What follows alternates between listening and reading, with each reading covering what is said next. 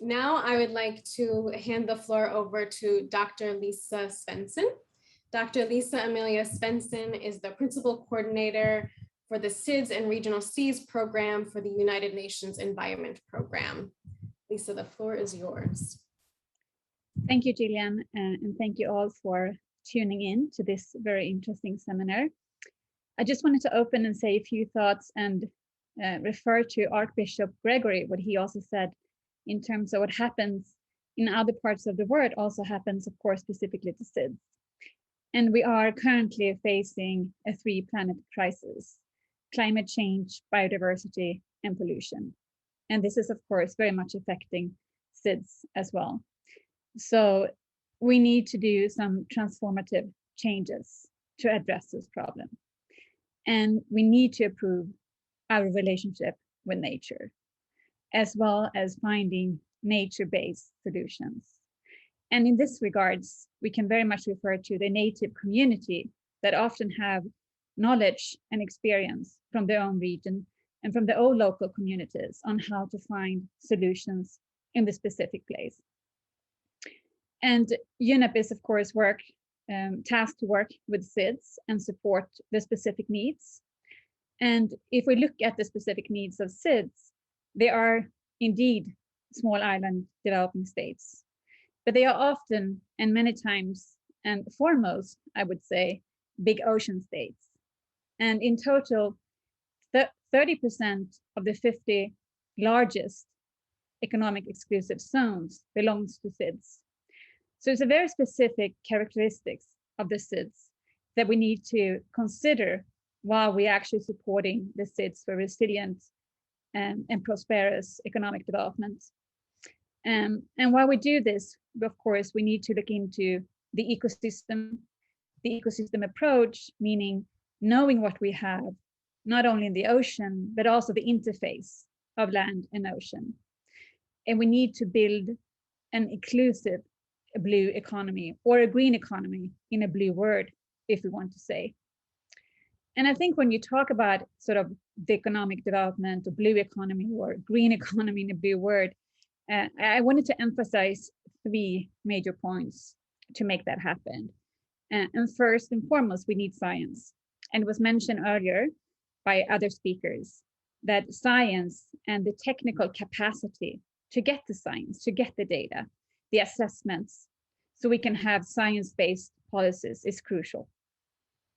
And the next step will be the planning, to know what to know with the data, to know the trade-offs, and to make informed decision, engaging the policymakers, as well as, of course, both faith-based churches, local leaders and communities, and the natives. And the third, and I wouldn't say the most important, but it has been mentioned as well by Archbishop Gregory, as well as was mentioned by the Minister of the Environment from Mexico, who is leading the forum next year of Latin America and Caribbean, which is the largest SIDS group, really emphasizing the need for investment, which is three really preconditions for developing any economy. And what we look at UNEP, what we have in terms of supporting the governance structure, we have 18 regional Cs, and 4 of those is specific looking into the SIDS countries. And the regional Cs enable us for an ocean governance framework. And in those framework, we can also look and we can support specific issues, for example, in pollution, marine litter, plastic, microplastic, waste, oil and gas, etc. And of course, we're also supporting, we have 2 sub-regional offices in the SIDS region, which are very much engaged in the work. I also wanted to emphasize the adaptation and mitigation of climate change that our offices is working with, which is crucial, as we heard during the course of the day.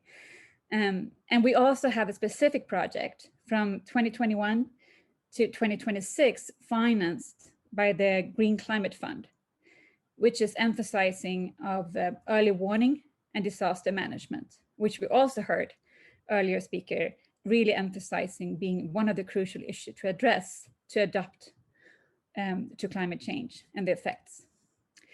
And let me just end with a final point on the importance of the faith-based organizations. And as we know, and I think it's worth repeating, the faith-based organizations, communities and leaders representing 80% almost of the Earth population, which is a great potential and a vast opportunity to look into, as we all know, of course, Gillian as well. And UNEP has a Face for Earth initiative established in 2017, which is very much engaging with the local communities and the SIDS countries as well on a policy level. And I also, my final point is that UNEP just adopted a strategy for engagement between the role of the faith-based organizations and the UN Decade for Ecosystem.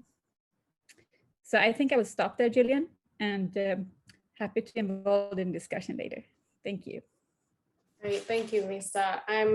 I'm really glad you've brought up, of course, the Faith for Earth initiative and the strategic plan that UNEP just adopted on engaging with FBOs, and also your encouragement for us to remember that there's a bigger conversation happening. We talk a lot about climate change, but we're continuing to push ourselves to also talk about biodiversity and pollution, and also this reframe between small island developing states or big ocean states. I think that really challenges us to expand our thinking and hopefully help us come up with even more creative solutions on how we move forward together in tackling some of these issues.